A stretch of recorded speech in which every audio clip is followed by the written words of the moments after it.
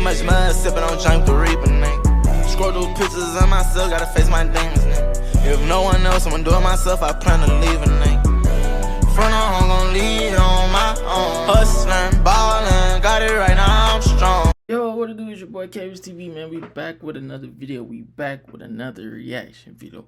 In today's video of this, we got how good for Tracy McGrady. Actually, y'all know how we love to get into backgrounds of the NBA players and how they came up, struggle this, struggle that. We like to hear their stories over here too. So we finna get into this video, man. If you're new to the channel, man, make sure you like, comment, and subscribe. Oh, and for the new viewers and the new subscribers who join the family, I go by Cavis, and what we like to do is we like to react to NBA, any sports like that, baseball. We're gonna say football. We're gonna say any sport. But lately it's been basketball, you know. I'm trying to transition into football, you know, boxing and stuff like that. So we like to react to sports stuff. So we finna get into this.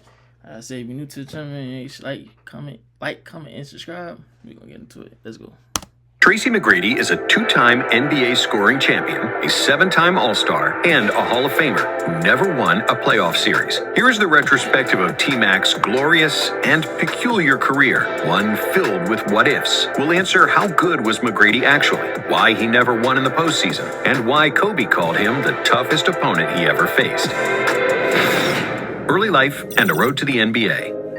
Tracy McGrady was born in Florida in 1979, but unlike some of his NBA colleagues, he didn't have a rags to riches story, and he had a fairly normal childhood. His first sports love was baseball, and Tracy was a talented pitcher. However, after a big growth spurt and seeing Penny Hardaway play for his home team Orlando Magic in 1993, Tracy started focusing more on basketball. McGrady exploded as a high school junior, averaging spectacular all-around numbers of 23 points, 12 rebounds, 4 assists, and 5 blocks per game. But despite his stellar play, McGrady struggled. He was a hothead teenager with a great game and an even greater ego. So he skipped school, had bad grades, and he often fought with his head coach, which ultimately led to being cut from the basketball team and turned the college scouts away. But because one of McGrady's AAU coaches was also an Adidas agent for finding young talent, he arranged for Tracy to get invited to the prestigious Adidas ABCD summer camp. McGrady came to the 1996 camp as a complete nobody, and from the 175 players there, he was ranked 175th. Lamar Odom was ranked number 1, and Tracy demanded to guard Odom to show everybody what he could do against the so-called best player in camp. What was the result? A completely annihilated Odom, who was on the receiving end of some ferocious tomahawk dunks from T-Mac. After that, McGrady got offered to transfer to Mount Zion Christian Academy, where he led his new team to the state finals, and was named the High School Player of the Year by USA Today and Associated Press. Rick Pitino called him to come to Kentucky, but Tracy decided to follow the successful path of Kevin Garnett and Kobe Bryant, who came to the NBA straight from high school in 2 previous drafts. In the 1997 NBA draft that featured Tim Duncan, Chauncey Billups, and Steven Jackson, McGrady got selected 9th overall by the Toronto Raptors. Toronto, Cousin Vince, and the first what if. Coming to Toronto was a big cultural shock for an 18-year-old McGrady. He moved from sunny Florida to freezing Canada, where he didn't know anybody. It was a huge shock. And if you from Florida or have been in Florida, man, like, I'm Florida all day. Florida people cannot stand the cold. Like, that type of cold, that's probably cold as hell. A lot of y'all probably used to it. Because, you know, a lot of y'all probably from up there or somewhere like that, where it's cold. But Florida, it only get cold January, February. I think that's about it. January, February. It get cold December sometimes, November sometimes. But January is mainly like where it get cold for us. So, man, he moved from Florida to Toronto. I know he was cold as hell. I know he was. me. It was depressing and I was lonely. After practice, I would come home and go straight to bed. I must have been sleeping like 20 hours a day, T-Mac. He was a complete outsider on the second worst team in the league, and he started in just 17 games, scoring 7 points in 18 minutes per game. McGrady repeatedly quarreled with the then Raptors coach Darryl Walker, who often criticized Tracy on his work ethic. But the second season brought a lot of positives for Toronto and for McGrady. They got a new arena, a new coach, and the arrival of one player stole the hearts of all basketball fans in Canada. It was Vince Carter, the 5th pick of the '98 draft, and McGrady's cousin. Carter won the Rookie of the Year award. Toronto had 2 exciting young prospects, and Tracy finally had someone to hang out with. The 2 cousins were like peas in a pod, and they became inseparable, like Siamese twins. Carter exploded in the 99-2000 season with 26 points and 4 assists on average, making his first All-Star team. Tracy had started to come into his own and finally saw an increase in playing time. In 31 minutes, he averaged 15.4 points, 6.3 boards, and 3.3 dimes per game. He also blocked 1.9 shots each game, which was the 10th best mark in the league, and best for a non-center. He and Carter were a deadly combination nobody could stay in front of, and they had tremendous upside because they were both in their early 20s. "I see us as the next Jordan and Pippen," McGrady said during one interview, adding that he thinks of himself as Scottie and Carter as MJ. But ultimately, those turned out to be just nice words. Even though they were cousins and best friends, the 2 young stars had extremely big egos. Despite publicly saying that he'd be fine to be a Pippen, McGrady secretly wanted to be a Jordan, and he wanted it straight away. So he opted to go back home to Florida, signing a 6-year deal worth $67 million to join the Orlando Magic. If McGrady had stayed with Carter and the Raptors, the Canadian team would likely have gone to 2 or 3 NBA Finals, considering that East wasn't that strong in the early 2000s. Magic years with the Magic.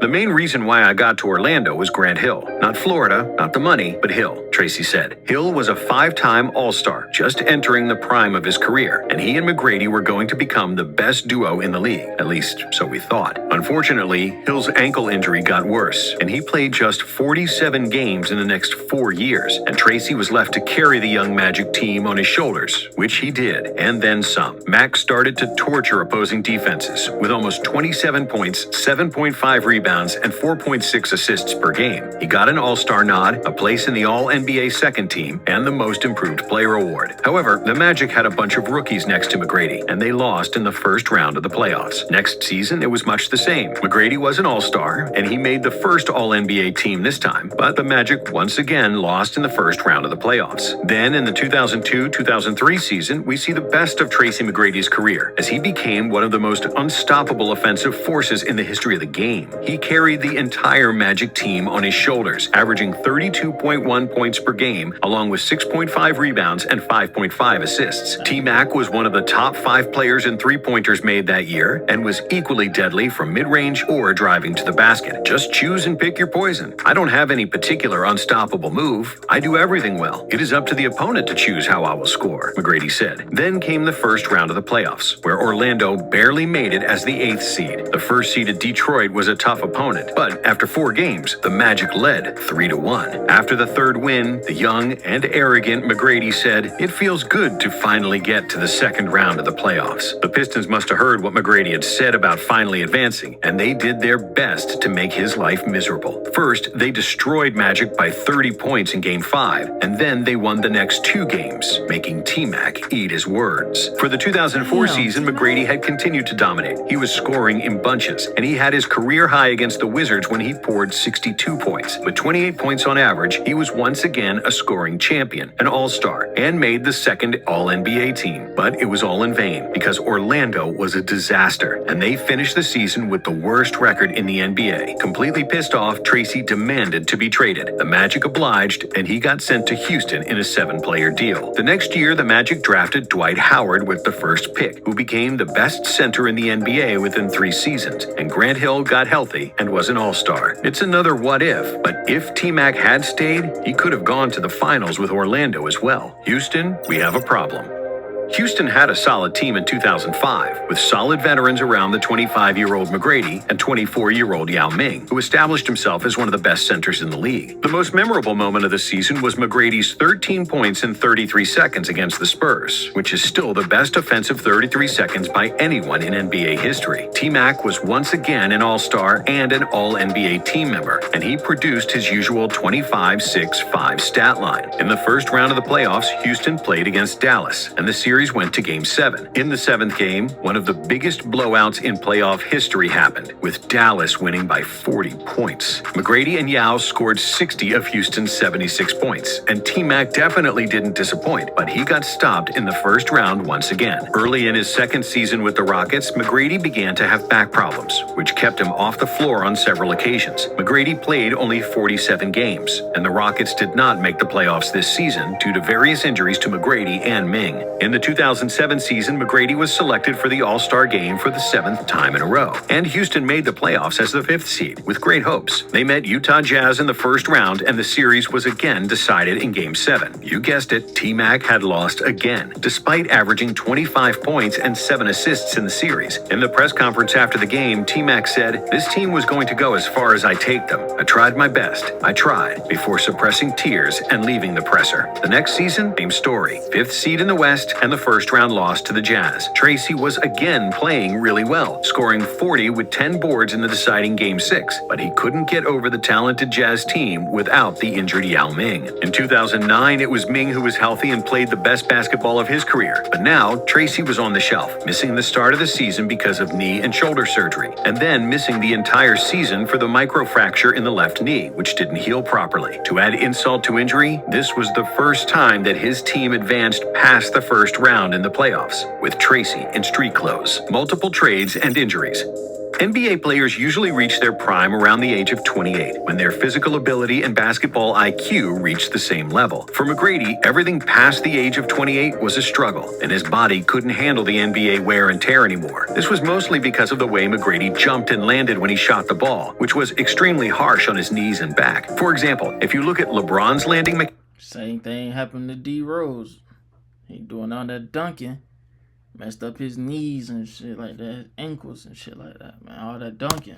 It's like an elegant gazelle, softly brushing the floor, which is a big reason why he almost never gets injured. Players like McGrady and Derrick Rose landed like a couple of rhinos, and over time, their knees just couldn't handle the stress anymore. Past the age of 29, his knees were shot dead, and he was a shell of a player he used to be just a few seasons before. The Rockets decided to trade T-Mac at the beginning of 2009. He landed with the Knicks, where he played just 24 games and averaged 9 points per game. After that, he signed for Detroit, where he averaged just 8 points, and then Atlanta, where he averaged 5. He played a season in China in 2013, and just when it seemed like it was all over, Tracy received a call from San Antonio Spurs and Coach Pop, who still remembered those 13 points in 33 seconds. Tracy joined the Spurs for the playoffs, and he played garbage time minutes. Still, it was the best chance he ever had to win a championship, but Ray Allen's three-pointer in Game 6 denied him the title. After the Spurs lost to Miami in Game 7, McGrady retired from basketball at the age of 34. Legacy.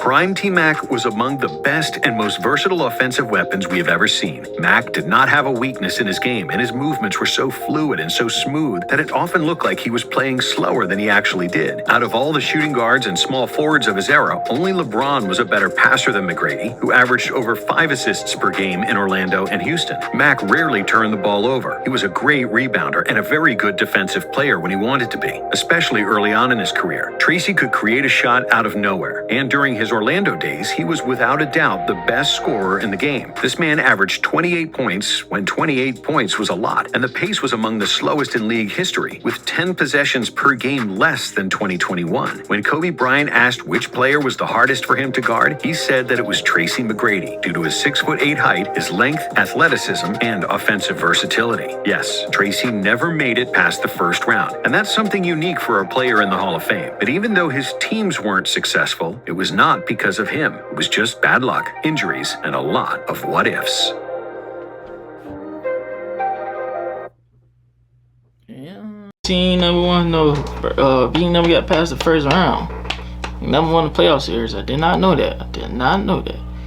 Hey man, if y'all new to the channel, man, make sure you like, comment, subscribe, Yeah, I don't say nothing. Yeah, I've been brushing my hair. Keeping my waves up. So I don't want to hear nothing in the comments. But nah, man, like I said, if you're new to the channel, man, make sure you like, comment, and subscribe. Go tell a friend, go tell a friend, go tell a friend. I appreciate everybody for clicking on this video and tapping in to your boy.